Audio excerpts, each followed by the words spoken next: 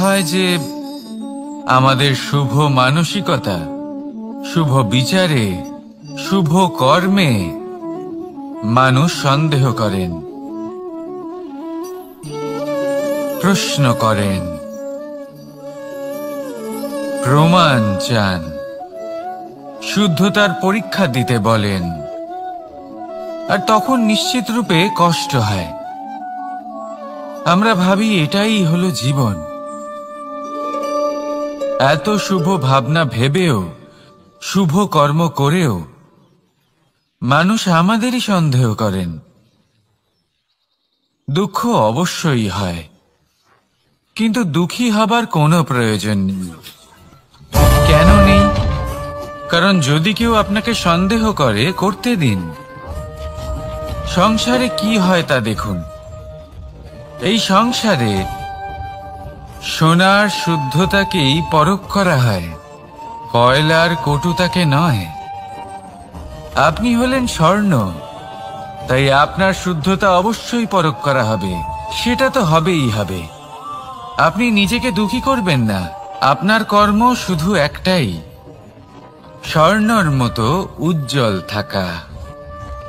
এই সংসার আপনার ভাবনা, চিন্তা, কর্ম এবং শুদ্ধতার প্রমাণ পেতেই থাকবে। তাই আসুন আর আমার সাথে ভালোবেসে বলুন, রাধা রাধা। অনেক সময় এমন হয় যখন মানুষ আমাদের সত্যকে অস্বীকার করতে থাকেন আর মানুষের মিথ্যে কথাগুলিকে গ্রহণ করেন, তাও আবার অত্যন্ত সহজে। তখন আমাদের খুব দুঃখ হয়, বড়ই ক্রোধ হয় মানুষের এই মানসিকতা নিয়ে। কিন্তু এটা জানা অত্যন্ত গুরুত্বপূর্ণ যে এমন কেন হয়। কারণটা কি আপনি? আপনারই কি কোনো দোষ রয়েছে? কখনোই নয়। কারণ হলো এটা যে এই যে সত্য, এই সত্যের মূল্য অত্যন্ত অধিক। এতটাই অধিক যে অনেক সময় অনেক ধনী ব্যক্তিও এর মূল্য মেটাতে পারেন না। সেখানেই যদি মিথ্যের কথা বলি, তাহলে এর মূল্য অত্যন্ত কম। অত্যন্ত সহজে এই মিথ্যে সবার মধ্যে বিক্রি হয়। সত্যি বলতে এটা ভাবা আপনার কর্ম নয় যে লোকে কেন আপনাকে বুঝতেই পারেন না, আপনার সত্য কেন বুঝতে পারেন না। আপনার কর্ম হলো আপনার সত্যের সাথে দাঁড়িয়ে থাকা, সেই সত্যের সাথে চলতে থাকা।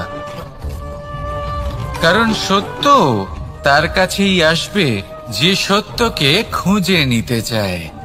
নয়তো বেশিরভাগ মানুষ মিথ্যেকে নিয়েই প্রসন্ন রয়েছেন।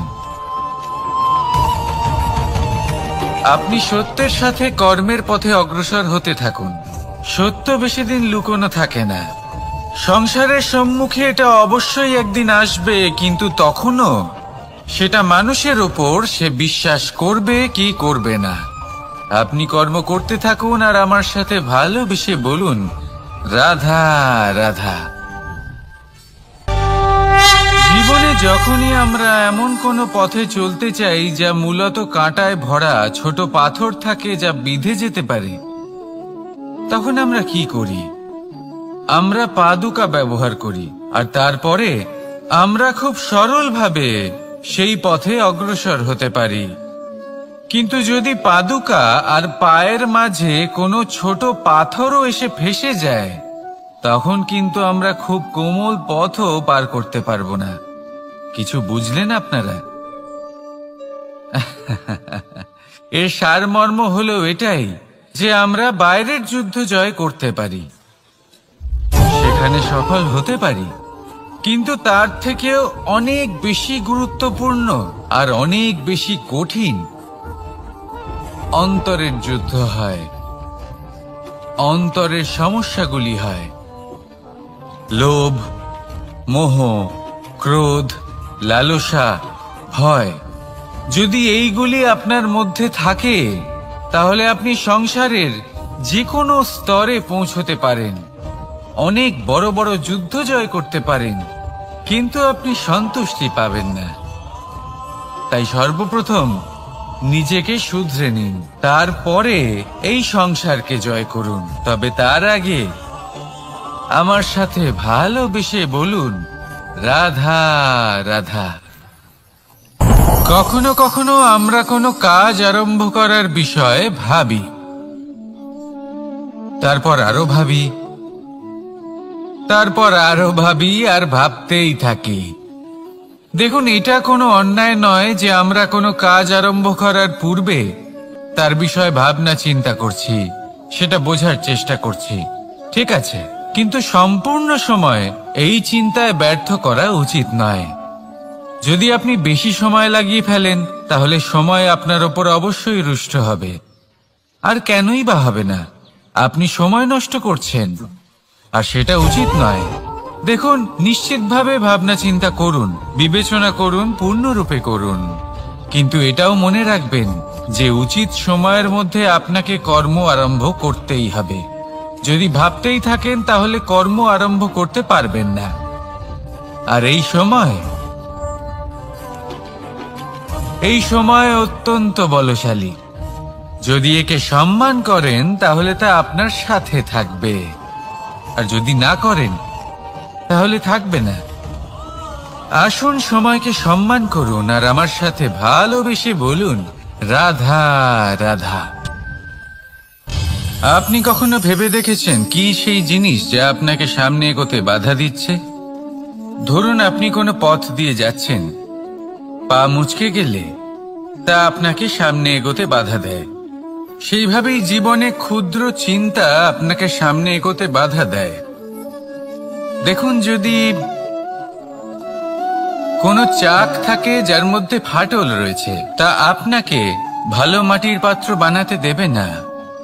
ঠিক সেইভাবেই কাউকে ঈর্ষা করলে তা আপনাকে মহান হতে দেবে না। আমি উচ্চস্তরীয়, আরো নিচুতে রয়েছে, এই ভাবনা কখনোই আপনাকে উচ্চ স্তরে পৌঁছতে দেবে না। মন থেকে সকল বিকার, ঈর্ষা, মোহ, লোভ, লালসা এই সব ত্যাগ করুন। চিন্তা ভাবনাকে বড় করে তুলুন, ধন্যাত্মক বোধ জাগিয়ে তুলুন, আর সম্পূর্ণ সমর্পিত হয়ে কর্ম করুন। মহানুভবতা আর সাফল্য এই দুই আপনার পদানত হয়ে থাকবে। তাহলে আসুন আর আমার সাথে ভালোবেসে বলুন, রাধা রাধা। খুব বড় একটা প্রশ্ন করতে চলেছি, এই সংসারের সব থেকে বেশি সুখী কে?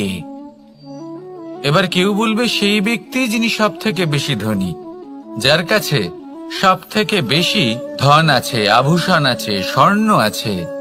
কেউ বলবেন কোনো রাজ্যের রাজা, কারণ তিনি শাসন করতে পারেন, তার আদেশ ছাড়া কোনো কাজ সম্ভব নয়, ইত্যাদি ইত্যাদি। এর উত্তর যদি আমি দিই, তাহলে এটুকুই বলবো, সংসারের সব থেকে সুখী ব্যক্তি হলেন তিনি যিনি সন্তুষ্ট। তার কাছে সন্তোষরূপী ধন আছে, যা তাকে সুখী রাখে। এবার এই সন্তুষ্টি, সেটা কিভাবে আসে জীবনে? এটা আসে ধৈর্যের কারণে। ধৈর্যের এই অনুভূতি অত্যন্ত শক্তিশালী। এই ধৈর্যই কিন্তু আমাদের ধরিত্রীকে ধরিত্রী মাতা করে তোলে, কারণ ধরিত্রী মাতা ধারণ করেন, সহ্য করেন, ধৈর্য ধরেন এবং নিজের কর্ম করতে থাকেন। সেটা ধৈর্যই ছিল মাতা সীতার মধ্যে, যা রাবণের অন্ত করে দিল। এই ধৈর্যের কারণেই নারায়ণ কুর্ম অবতার ধারণ করেছিলেন, বড় একটা পর্বতকে পৃষ্ঠে ধারণ করেছিলেন এবং সমুদ্র মন্থনকে সম্ভব করেছিলেন। সেই জন্য সর্বপ্রথম মনের মধ্যে ধৈর্যকে নিয়ে আসুন। এই ধৈর্যই আপনাকে সন্তুষ্টির পথে নিয়ে যাবে, আর এই সন্তুষ্টি আপনাকে লোভ, মোহ এবং লালসার পথ থেকে দূরে নিয়ে সুখের পথে নিয়ে যাবে। আর তখন এই মন প্রসন্ন হয়ে বলবে, রাধা রাধা। এই সংসারে এমন কখনোই হবে না যে আপনি কিছু একটা করলেন কিন্তু তার মূল্য আপনাকে দিতেই হলো না। যে কোনো কাজের জন্য, যে কোনো কর্মের জন্য আপনাকে মূল্য দিতেই হবে।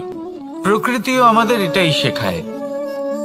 আকাশে দেখুন সূর্যকে, প্রত্যেকদিন আমাদের প্রকাশ প্রদান করেন। এনাকে সূর্য নারায়ণ বলা হয়। ইনি কি মূল্য প্রদান করেন? নিজে জ্বলতে থাকেন। ধরিত্রী মাতা, এই ভূমি, ইনি কি মূল্য প্রদান করেন? প্রহার সহ্য করেন। আমরা এই ধরিত্রীতে প্রহার করে মাটি খুঁড়ে তাতে বীজ বপন করি, তবেই আমরা অন্ন লাভ করি, তবেই ফসল পাই। জীবনে যদি আপনাকে সফল হতে হয়, সম্মান পেতে হয়, যশ পেতে হয়, তাহলে আপনাকে মূল্য দিতেই হবে। যদি আপনি সাফল্য লাভ করতে চান, তাহলে দিন রাত আপনাকে ত্যাগ করতে হবে, যেখানে সমগ্র সংসার সন্তোষ অনুভব করছে আর আপনাকে করতে হচ্ছে পরিশ্রম। যদি আপনি সম্মান প্রাপ্ত করতে চান, তাহলে আপনাকে সেই সুখ ত্যাগ করতে হবে যা সবার কাছে রয়েছে। যদি আপনি যশ লাভ করতে চান, তাহলে নিজের অন্তরকে মেরে ফেলা আপনাকে শিখতে হবে, তবেই আপনি যশ লাভ করবেন। জীবনে শুধুমাত্র ধন মূল্যবান নয়, কিন্তু এই যে মূল্যের কথা আমি বলছি, সেটা যদি আপনি দিতে পারেন, তাহলে নিশ্চিত রূপে এটা আপনাকে আরো মূল্যবান করে তুলবে, নিশ্চিত রূপে গড়ে তুলবে। তাহলে এটাই করুন আর আমার সাথে ভালোবেসে বলুন, রাধা রাধা। असतो मा सद्गमय, तमसो मा ज्योतिर्गमय, मृत्युर्मा মৃতঙ্গময়। জ্ঞান সেটাই যা অসত্য থেকে সত্যের পথে চালিত করে। প্রকাশ সেটাই যা অন্ধকার থেকে আলোর পথে নিয়ে আসে। জীবন সেটাই যা মৃত্যু থেকে অমরত্বের পথে নিয়ে যায়। এবার এই তিনটে, জ্ঞান, জীবন এবং প্রকাশ, একই রকম। শূন্য থেকে এর উৎপত্তি হয় এবং আস্তে আস্তে আপনার জীবনে বিস্তার লাভ করে। এবার আমরা এটাই ভাবি যে কেমন করে এই তিনটিকে আগলে রাখা যায়। এর উত্তর হলো, এদের আগলে রাখার প্রয়োজনই নেই, ভাগ করে দিতে হবে। কোনো বৃক্ষকেই দেখে নিন, একটি বৃক্ষ অনেক বছর ধরে বেঁচে থাকে। কেন? কারণ সে ভাগ করে দিতে জানে। সে নিজের বীজ ছড়িয়ে দেয়, এই ধরিত্রীতে দেয়, সেই বীজ যা অঙ্কুরিত হয়ে এক নতুন বৃক্ষকে জন্ম দেয়। শুধু ছড়িয়ে দিয়ে একটি বৃক্ষ জীবন দান করতে পারে। যদি কোনো ব্যক্তি জ্ঞান ছড়াতে শিখে যান, যদি প্রকাশ, আলোর কিরণ ছড়িয়ে দিতে শিখে যায়, কোনো ব্যক্তি তার জীবনের সুখ ছড়িয়ে দিতে শিখে যান, তাহলে তিনি মৃত্যুর পরও মৃত হন না। এই ভাগ করে দেওয়ার সুখটাই কিছুটা আলাদা। এই সুখ অনুভব করুন আর আমার সাথে ভালোবেসে বলুন, রাধা রাধা। এই সংসারের সব থেকে বড় যুদ্ধ কোনটা? দেব-অসুরের যুদ্ধ যা অনেক বছর ধরে চলেছিল, নাকি রাম রাবণের যুদ্ধ, নাকি মহাভারত? না, সংসারের সব থেকে বড় যুদ্ধ হলো সেইটা যা নিজের সাথে লড়া হয়, নিজের মনের সাথে লড়া হয়, নিজের অন্তরের সাথে লড়া হয়। এটাই সব থেকে বড় যুদ্ধ। এবার নিজেই দেখুন আপনার সব থেকে বড় শত্রুকে। আপনার স্বার্থ, আপনার কামনাগুলি, আপনার অহংকারগুলি, যা আপনাকেই নষ্ট করে দেয়। যদি এদের ওপর আপনি বিজয় লাভ করতে পারেন, তাহলে ধরে নিন এই সংসারে সবার উপরে আপনি বিজয় লাভ করতে পারবেন।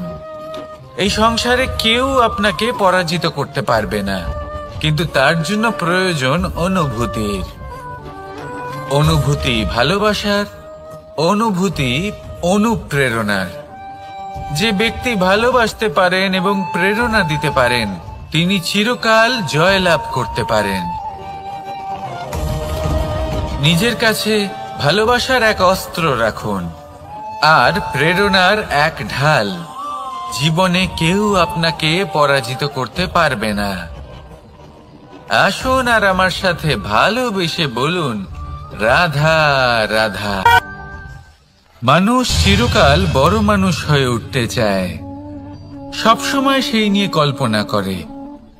কিন্তু প্রশ্ন হলো এটাই যে মানুষ বড় কখন হতে পারে? যখন সে ধনী হয়ে ওঠে, নাকি যখন তার কাছে সম্মান থাকে, নাকি যখন রূপবান হয় বা অধিক শক্তিশালী হয়? মানুষ বড় মানুষ তখনই হতে পারে যখন বিপদের সময় সে অন্য কোনো মানুষের পাশে এসে দাঁড়ায়।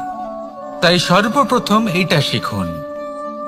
হয়তো এই জন্যই হনুমান শ্রীরামের কাছে এতটা বড়, আর হয়তো এই জন্যই বলরাম দাদা আমার কাছে এত বড়। যদি আপনিও জীবনে বড় হয়ে উঠতে চান, তাহলে কারোর সাথে তার দুঃখের সময়, তার সংকটের সময় তাকে সঙ্গ দিন আর পাশে এসে দাঁড়ান। এই মন প্রসন্ন হয়ে বলবে, রাধা রাধা। জীবনে সবথেকে বেশি গুরুত্বপূর্ণ বস্তু কি? বাড়ি, বাহন, সোনা, ধন?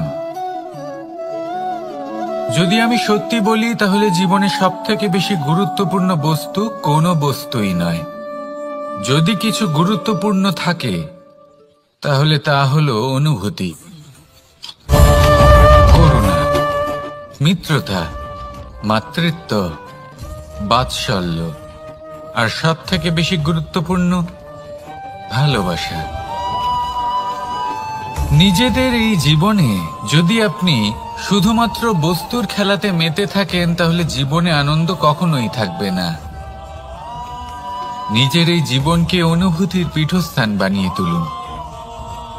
এই মন প্রসন্ন হয়ে বলবে, রাধা রাধা। যখনই কোনো ঘূর্ণিঝড় আসে, কোনো প্রলয় আসে, তখন দেখবেন তা কত বৃহৎ প্রভাব ফেলে, কত বড় বিনাশ ঘটায়, বিধ্বংস সৃষ্টি করে। যখন বন্যা আসে তখন কত গভীর প্রভাব ফেলে, কত সর্বনাশ ঘটায়। নদীর পাড়ও ভেঙে বয়ে নিয়ে যায়। সেখানে কোনো গাছকে দেখুন, শান্তভাবে দাঁড়িয়ে থাকে, চুপ করে, আর নিজের কাজ করে, ছায়া প্রদান করে, ফল প্রদান করে, কোনো শব্দ না করেই নীরবে কর্ম করে। যদি নদীর কথা বলি, নদী যখন বয়ে চলে খেতে জল প্রদান করে, বনস্পতিদের প্রাণ প্রদান করে, আমাদের পানীয় জল দেয়। এত মহান কাজ করে কোনো শব্দ না করে, নীরবতার সাথে। এ হলো এক শিক্ষা যে এই সংসারে যারাই মহান কর্ম করেন তারাই নীরব থেকে সেই কর্ম করতে থাকেন, কারণ ওনারা জানেন যে গুরুত্বপূর্ণ প্রচার নয় বরং কর্ম। আর যারা রুদ্রের সাথে থাকেন, কোলাহল করেন, তারা শুধুমাত্র ধ্বংসই করেন। এবার আপনি মৌন থেকে শুধুমাত্র কর্ম করে মহান হতে চান, নাকি রুদ্রের সাথে থেকে বিধ্বংস ঘটাতে চান? সিদ্ধান্ত আপনারই। আসুন আর আমার সাথে ভালোবেসে বলুন, রাধা রাধা। আপনি জীবনে কি হবেন সেটা আপনার পরিশ্রম, আপনার নিরন্তর প্রয়াস আর আপনার নির্বাচিত দিশার উপর নির্ভর করে না। এটা নির্ভর করে আপনার সঙ্গতির উপরেও। এই সঙ্গতি যা হলো অত্যন্ত গুরুত্বপূর্ণ। প্রকৃতিও আমাদের এটাই শেখায় বিভিন্ন উদাহরণ দিয়ে। যদি আপনাকে একটা উদাহরণ দিই, কখনো বাতাসের প্রবাহ লক্ষ্য করবেন। এই বাতাসের প্রবাহ যখন কোনো পুষ্পকে স্পর্শ করে সেও সুগন্ধে পরিপূর্ণ হয়ে যায়। এই বাতাসের প্রবাহ যখন কোনো নালীর উপর দিয়ে প্রবাহিত হয় তখন সেও সুগন্ধহীন হয়ে যায়। এ সঙ্গতির প্রভাব যা মানুষকে কোথা থেকে কোথায় নিয়ে যেতে পারে আপনি জানতেও পারবেন না। এ হলো সঙ্গতির প্রভাব, যেখানে চানার সাথে গুড়ও মিশে যেতে পারে।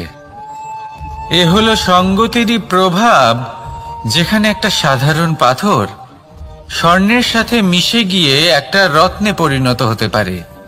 তাই এই সঙ্গতির বিষয়ে বিশেষ খেয়াল রাখবেন। আপনি কার সাথে মিশছেন, কি বলছেন, কি শিখছেন, আপনার অস্তিত্বের উপর তাদের কি প্রভাব পড়ছে সব লক্ষ্য করবেন। আর আমার সাথে ভালোবেসে বলবেন, রাধা রাধা। কর্ম এবং ফল। মানুষের স্বভাব হলো এটাই যে তিনি নিজের প্রত্যেক পরিশ্রমের প্রতিফল প্রার্থনা করেন। বেশিরভাগ সময় এই ফলাফলের চিন্তা করতে করতে, কল্পনা করতে করতে উনি কর্ম করতে থাকেন যে আমি এই কাজটা করলে এই ফল পাবো।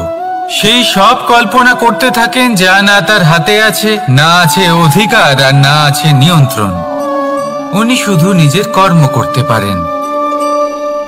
উনি কি ফল পাবেন তা তার হাতে কখনোই নেই। তাই আপনিও শুধুমাত্র কর্ম করতে থাকুন, ফলের চিন্তা করবেন না।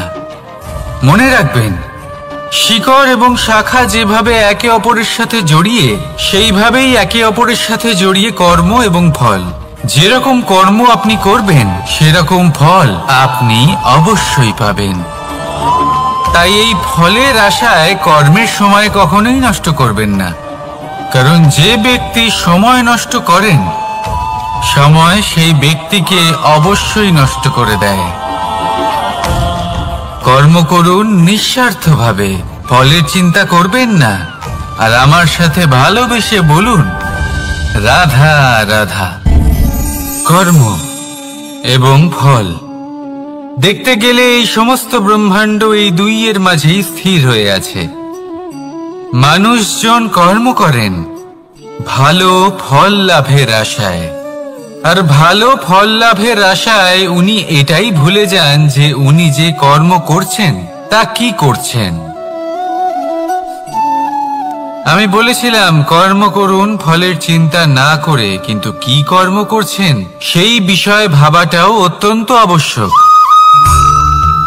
নয়তো অনেক সময় আমরা এমন কর্ম করে ফেলি যা না চাইতেও বিষে পরিণত হয়, যা হয়েছে দুঃশাসনের সাথে, দুর্যোধনের সাথে, গুরু দ্রোণের সাথে। একজনের মানসিকতা উচিত ছিল না, একজনের বিবেক উচিত ছিল না, আরেকজন যে পক্ষ নির্বাচন করেছিলেন সেই পক্ষ উচিত ছিল না। আর যা কিছু ওনাদের সাথে হলো, আপনার, আমার, আমাদের সকলের সাথে তা হতে পারে। আমি বলেছিলাম কর্ম করুন, ফলের চিন্তা করবেন না, কিন্তু এই কর্মের বিষয়ে বিচার করে দেখাটাও ততটাই আবশ্যক। দেখুন, কর্ম করার উচিত প্রক্রিয়া ফলের চিন্তা না করা, কিন্তু যদি আপনার কর্ম শুভ হয় তাহলে তার ফলও নিয়তি আপনাকেই দেবে। সর্বদা কর্ম করার সময় এটা ভাবুন যে আপনার এই কর্ম এই সংসারকে, এই সমাজকে, আপনার পরিবারকে, আপনার আশেপাশের মানুষজনকে কোন দিশায় নিয়ে যাবে। যদি এটা সবার জন্য মঙ্গলময় হয় তাহলে কর্ম করতে থাকুন। আর হ্যাঁ, নিশ্চিত রূপে ফলের চিন্তা করবেন না। আসুন আমার সাথে ভালোবেসে বলুন, রাধা রাধা। বটবৃক্ষের বীজ সর্ষের দানার থেকেও ছোট হয়, কিন্তু যখন তা নিজের রূপ ধারণ করে তখন তা বিশাল বৃক্ষের আকার ধারণ করে, যা সহস্র বছর ধরে বেঁচে থাকে, ছায়া প্রদান করে, পাখিদের আশ্রয় প্রদান করে, আর দেয় পথচারীদের বিশ্রাম করার স্থান। কেন? কারণ সেই ছোট বীজ তা মাটির ভেতরে গিয়ে নিজের খোলস ত্যাগ করে। অন্ধকারে থাকে সে, যতই আলো আসুক না কেন, যতই বর্ষা আসুক না কেন, সব সহ্য করে। আর তারপরে একটা চারা গাছ অঙ্কুরিত হয়, তারপর ধীর গতিতে একটা বিশাল বৃক্ষতে পরিণত হয়। দেখুন, জীবনে কঠিন সময় আসে, এই জন্য নয় যে আপনি হার মেনে নেবেন, এই জন্য আসে যাতে আপনি ভবিষ্যৎ নির্মাণের জন্য নিজেকে তৈরি করতে পারেন। যদি কঠিন সময়ে আপনি ওই বীজের মতো দৃঢ় হয়ে থাকতে পারেন, তাহলে আপনিও একদিন সেই বিশাল বৃক্ষের মতো নিজের অস্তিত্ব গড়ে তুলতে পারবেন, যা সহস্র বছর পর্যন্ত মনে রাখা হবে। আসুন আমার সাথে ভালোবেসে বলুন, রাধা রাধা। এই ব্রহ্মাণ্ড কত বৃহৎ, তাই না? যার সম্মুখে এই পৃথিবীকেও একটা বিন্দুর মতো মনে হয়। আর এই পৃথিবীতে আমরা কে হই, আমাদের আকার কিরকম, আমাদের অস্তিত্বই বা কি? যখন আমরা এভাবে ভাবি তখন মনে হয় আমরা কিছুই নই। তা আমরা যখন কিছুই নই, তাহলে আমরা এত চিন্তা করি কেন? কি ভেবে ভয় পাই? কাকেই বা এত ভয় পাই? কে আমাদের মারতে পারে আর কেই বা আমাদের জন্ম দেবে? আত্মার আসলে না কখনো জন্ম হয় আর না কখনো মৃত্যু। আত্মা শুধুই শরীর বদল করে। আপনি, আমি, আমরা সকলে এই শরীর নয়, আমরা হলাম আত্মা, যা হলো পরম আত্মার পরম অঙ্গ। সেই জন্য মনে রাখবেন, বাইরের কোথাও দেখবেন না, নিজের অন্তরের গভীরে গিয়ে দেখুন, আত্মাকে উপলব্ধি করতে শিখুন। ক্লেশ, ভয়, চিন্তা, এই সব কিছুর থেকে নিজেকে দূরে রাখুন, তাহলেই উপলব্ধি করতে পারবেন পরমাত্মা কে। তাহলে আসুন আমার সাথে ভালোবেসে বলুন, রাধা রাধা। পরিবর্তন এই সংসারের শাশ্বত নিয়ম। কোন রাজা নেই যিনি চিরকাল রাজা থাকেন, কোন ধনী ব্যক্তি নেই যিনি চিরকাল ধনী থাকবেন। এই সংসারে সূর্যের স্থান নেওয়ার জন্য চন্দ্রিমার আগমন ঘটে। কোন স্থান যাকে পতিত বলা হয়েছিল, সেখানে মহল তৈরি হয়েছে। কোন স্থান যাকে আজ মলিন বলা হয়েছে, কাল সেখানে মন্দিরও স্থাপন হতে পারে। কোন ঋতু চিরকালের জন্য থাকে না, কখনো সময় চিরকাল একরকম থাকে না। আজ যা আপনার কাছে রয়েছে, কাল অন্য কারোর ছিল। আজ যে আপনার কাছে রয়েছে, কাল তা অন্য কারোর কাছে চলে যাবে। আপনার সাথে কিছু থাকলে তা হলো আপনার কর্ম, কিন্তু সেই কর্মের পরিণামও আপনার নয়। আপনি শুধু কর্ম করুন, বাকি সবকিছুই পরিবর্তনশীল। কিন্তু সেই পরিবর্তনকে দেখে ভয় পাওয়ার প্রয়োজন নেই, তাকে স্বাগত জানান। যদি আপনি হাসি মুখে সেই পরিবর্তনকে স্বাগত জানান, তাহলে এই পরিবর্তনও হাসি মুখে আপনার সাথে থাকবে। আসুন আমার সাথে ভালোবেসে বলুন, রাধা রাধা। সঞ্চয় মানুষের যখন থেকে বোধ বুদ্ধি হয়, সঞ্চয় করতে আরম্ভ করে দেন। সঞ্চয় করতে থাকেন ভোজনের, সঞ্চয় অর্থের, সঞ্চয় শক্তির। নিজের জন্য করেন, নিজের পরিবারের জন্য করেন, নিজের স্ত্রীর জন্য করেন, সন্তানের জন্য করেন, সন্তানের সন্তানের জন্য সঞ্চয় করেন। সঞ্চয় করার জন্য ওনার কাছে অনেক কারণ রয়েছে, কারণ উনি এটা ভাবেন যে এই সঞ্চিত শক্তির জন্য কেউ ওনার কোনো ক্ষতি করতে পারবে না। মানুষ ভুলে যান একটা গুরুত্বপূর্ণ কথা, এই সত্য, উনি এই সংসারে খালি হাতেই এসেছিলেন, আর এখান থেকে ওনাকে খালি হাতেই যেতে হবে। যা এখানকার তা এখানেই থেকে যাবে। আর যদি কিছু ওনার সাথে যায়, তা হলো ওনার কর্ম, আর কিচ্ছু নয়। তাই যদি কিছু অর্জন করতে চান, তাহলে শুভ কর্ম অর্জন করুন, আত্মশক্তি অর্জন করুন, কারণ পরলোকে এটাই হবে আপনার সম্পত্তি। তাহলে কি এটা আপনি অর্জন করতে চান না? আসুন আর আমার সাথে ভালোবেসে বলুন, রাধা রাধা। সদিচ্ছা।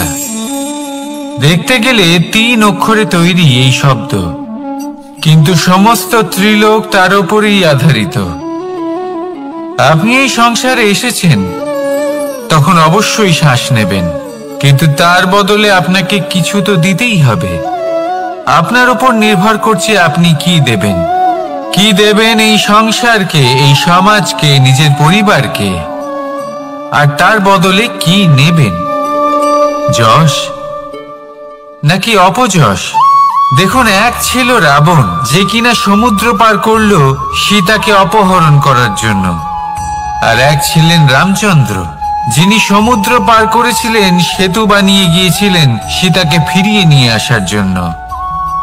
দুজনেই সমুদ্র পার করেছিলেন, শুধু পার্থক্য ছিল সদিচ্ছাকে বোঝার লক্ষ্যের। অনেক মানুষের যাত্রা একরকম হতেই পারে, কিন্তু আনন্দ তখনই লাভ করবেন যখন লক্ষ্য শুভ হবে, মহান হবে। এই লক্ষ্য দিয়ে এই সংসারের কল্যাণ হবে এবং মানুষের সম্মান হবে। যদি আপনার সংকল্প উচিত হয়, তাহলে আপনার লক্ষ্য উচিতই হবে, নয়তো শুধুমাত্র বিনাশ হবে। আর উচিত এটাই হবে যে বিনাশের হাত থেকে যেন নিজেকে বাঁচানো যায়, কি বলেন? তাই জীবনে যে লক্ষ্য স্থির করছেন, মনে রাখবেন তা যেন শুভ লক্ষ্য হয়। যদি এরকম হয়, তাহলে আপনার যাত্রা, আপনার জীবন দুটোই শুভময় হবে। আসুন আর আমার সাথে ভালোবেসে বলুন, রাধা রাধা। সুরক্ষা। এই সুরক্ষা আসলে কি? এটা কি কোনো কবচ, নাকি কোনো সীমা? এই সুরক্ষা আসলে অন্য কিছু। আমাদের মাতা পিতা, আমাদের প্রিয়জন, আমাদের বন্ধু, এই সমাজ, আমাদের শুভাকাঙ্ক্ষী, আমাদের আত্মীয়, এনারা সবাই আমাদের জীবনে কোনো না কোনো ভাবে সুরক্ষা দিয়ে থাকেন, একটা কবচ দিয়ে থাকেন কোনো না কোনো রূপে। কিন্তু দেখতে গেলে আমাদের পরাক্রমের পথে, আমাদের বীরত্বের পথে, আমাদের সাহসের পথে এই সুরক্ষাই সব থেকে বড় বাধা হয়ে দাঁড়ায়। একবার ভেবে দেখুন, যদি আপনি কোনো সুরক্ষাই না পান, বা যদি আপনি এই সুরক্ষা ভেঙে বাইরে আসতে পারেন, তাহলে আপনার বীরত্ব চরম সীমায় পৌঁছে যায়। কেন? কারণ তখন আপনি জানেন যে এই সংসারের সম্মুখীন আমাদের নিজেদেরই হতে হবে। আপনি বুঝে যান যে শত্রুর সম্মুখীন এবার নিজের বলের দ্বারা, নিজের পরাক্রমের দ্বারা, নিজের সাহসের দ্বারা করতে হবে। আর তখন আমাদের মনের মধ্যে এই শক্তি জাগ্রত হয়। এই শক্তি অন্তরেই বসবাস করে, শুধু এটা চিনে নিতে হবে, একে জাগ্রত করতে হবে। আর এটা সুরক্ষা ভেঙে যাওয়ার পরেই সম্ভব হয়। আর যারা নিজের শক্তি সম্পর্কে জানেন, যিনি নিজেই জানেন তিনি কতটা শক্তিশালী, তিনি নিজেই নিজের সুরক্ষা কবচ চিরকালের মতো ভেঙে ফেলে দেন, ঠিক কর্ণের মতো। আর তারপরে দেখুন, আপনার পরাজয় হোক বা বিজয়ী হোক না কেন, সেটাই অনেক বড় হয়, সেটাই প্রশস্ত হয়ে থাকে। সেই জন্য ত্যাগ করুন নিজের ভয়কে, নিজের আশেপাশের এই সুরক্ষা চক্রকে ভেঙে ফেলুন, আর সম্মুখীন হন এই সংসারের নিজের শত্রুর সম্মুখীন হন। পরাক্রমের এই অঙ্কুর, তা অঙ্কুরিত হওয়ার জন্য বীজের উপরের এই কবচ, এটা ভেঙে যাওয়া অতি আবশ্যক। আসুন আমার সাথে ভালোবেসে বলুন, রাধা রাধা। যখন আমরা হাঁটতে থাকি আর আমাদের পায়ে কাঁটা বিঁধে যায়, তখন মুখ দিয়ে আহ বেরিয়ে আসে, কান্না চলে আসে, আর অনেক সময় অভিশাপও বেরিয়ে আসে। কিন্তু আমরা কি কখনো এটা এইভাবে দেখেছি, এইভাবে ভেবেছি যে আমরা যে পথে চলেছি সেই পথে কাঁটা বিঁধেছে, নাকি আমরা সেই পথ নির্বাচন করেছি যাতে শুধুই কাঁটা রয়েছে? নাকি আমরা এভাবে ভেবে দেখেছি যে এই কাঁটা আমাদের কষ্ট দিতে এসেছে, নাকি এটা আমরাই বিছিয়ে রেখেছিলাম? সাবধান থাকা উচিত ছিল, কারণ কাঁটা বিঁধলে যন্ত্রণা হবে, চিৎকার করে ফেলতে পারি, মুখ থেকে অভিশাপও বেরিয়ে আসতে পারে। কিন্তু এই অভিশাপ শুধুমাত্র আমাদের তরফ থেকে অভিশাপ হয়, সামনের ব্যক্তিটির ওপরও নির্ভর করে। এবার সেই ব্যক্তি যদি এমন হয় যে ফুল আর কাঁটা এই দুই সমানভাবে গ্রহণ করতে পারে, তার কাছে অভিশাপও বরদানে পরিণত হয়। শেষ পর্যন্ত ব্যাপারটা দাঁড়ায় ভাবনা, চিন্তা, দৃষ্টিভঙ্গির ওপর। কারণ আপনার এই ভাবনাই সত্যি হয়ে সামনে আসে। সেই জন্য এই ভাবনা, চিন্তা, মানসিকতাকে গুরুত্ব সহকারে দেখবেন। এই বিবেচনা নিয়ে বিবেচনা করতে শিখুন। আমার কথার অর্থ হলো যে জীবনে যখন এরকম কিছু একটা ঘটবে, তখন ভেবে দেখুন যে এরকম কেন হলো। আপনি কি এমন কোনো কর্ম করেছিলেন যার কর্মফল এটা? এমন কোনো কাজ যা অনুচিত ছিল, অসত্য ছিল, যা অভদ্রতার কারণ ছিল? ভেবে দেখা প্রয়োজন। দেখুন, ইচ্ছে হলো আপনার যে আপনি কি করতে চান, ভাবনা আপনার, সত্য আপনার, জীবন আপনার, সিদ্ধান্ত আপনার। আসুন আর আমার সাথে ভালোবেসে বলুন, রাধা রাধা। সময়। এই সময় আসলে কি? এই সময় একটা সরল রেখা তো কখনোই নয়। সময় হলো একটা চক্র, যেখানে এর আদি সেখানেই হলো এর অন্ত, আর যেখানে তা শেষ হয় সেখান থেকেই তার শুরু হয়। এই সময় একটা অত্যন্ত বিচিত্র চিন্তা, বিচিত্র ভাবনা, একটা বিচিত্র বস্তু যা কেউ বুঝতে পারেন না। এই সময়ের লীলা, এর কোনো প্রমাণ নেই, কোনো জ্ঞান নেই, কোনো পরিমাপ নেই। শুধু এটুকু আমরা জানতে পারি, যেখানে শেষ হবে সেখান থেকে একটা নতুন সূচনাও হবে। যা আজ আপনার কাছে আছে, কাল অন্য কারোর কাছে যাবে, তারপরে তার কাছ থেকেও অন্য কারোর কাছে যাবে, তারপরে তার থেকেও ছিনিয়ে নেওয়া হবে। এই নিয়তির একজনের কাছ থেকে অন্যজনের কাছে আদান প্রদানের এই সময় হলো আপনার সময়। এই সময় সদ্ব্যবহার করুন, এই সময়কে বাঁচুন। আপনাকে শুধু এটাই সুনিশ্চিত করতে হবে যে আপনি কোন পক্ষে আছেন। আর সত্যি বলতে কি, আপনার জীবনের পরিণাম নির্ভর করে আপনার নির্বাচনের ওপর। আপনি কোন পক্ষ নির্বাচন করছেন? তাহলে মনে রাখবেন, জীবনে সেই পক্ষই নির্বাচন করবেন যা চয়ন করার পরে আপনি সুখ অনুভব করবেন, আপনি সন্তোষ লাভ করবেন, প্রসন্নতা লাভ করবেন। আর আমি এটাই সুনিশ্চিত করব যে এই পক্ষ যেন শান্তির পক্ষ হয়, এই পক্ষই যেন প্রেমের পক্ষ হয়। তাহলে চিন্তা করবেন না, আর আসুন আমার সাথে ভালোবেসে বলুন, রাধা রাধা। দৃষ্টি আর দৃষ্টিভঙ্গি, এই সমগ্র লীলা হলো এই দুইয়ের। বিচিত্র হতে পারে, কিন্তু এটাই সত্যি। এবার আপনাকে একটা উদাহরণ দিয়ে বোঝাই। অনেক সময় আপনি কোনো ব্যক্তিকে এটা বলতে শুনবেন যে আমি আমার নিজের উপরে গর্ব করি, আমি নিজেকে নিয়ে গর্ব করি, আমি খুব ভালোভাবে আমার মা বাবার সেবা করি, ওনাদের আমি সবসময় সুখী রাখি, ওনাদের আমি একটা বাড়ি দিয়েছি, সকল সুখ সুবিধা দিয়েছি, ওনাদের জীবনে প্রত্যেক জিনিস দিয়েছি আর দেব যা তাদের প্রয়োজন। এবার আমাকে বলুন যে আপনি কে হন? আপনি হলেন সেই বীজ যা আপনার মাতা পিতা রোপণ করেছেন। আপনার মা বাবাই আপনাকে এই সংসারে জন্ম দিয়েছেন। এবার এইসব কথার কি তাৎপর্য? এই হলো সেই ব্যক্তির দৃষ্টিভঙ্গি। এবার দেখা যাক এই প্রকৃতি আমাদের কি শেখায়। কখনো কোনো গাছকে দেখবেন, যখন সেই গাছে ফল আসে, সে মালিকে এটা বলে না যে দেখো আমি তোমাকে ফল খেতে দিচ্ছি। সেই বৃক্ষ এটা বলে না যে দেখো আমি তোমায় আহার করতে দিচ্ছি, কারণ ও জানে যে এটা হলো সেই মালির পরিশ্রম, এটা হলো তারই কর্মের ফল, আর এটা তারই পাওয়া উচিত। সে বলে যে তোমার জিনিস তোমাকেই অর্পণ করলাম, এ আমার জিনিস নয়। ও জানে সেই মালির গুরুত্ব আসলে কি, এটা হলো তার দৃষ্টিভঙ্গি।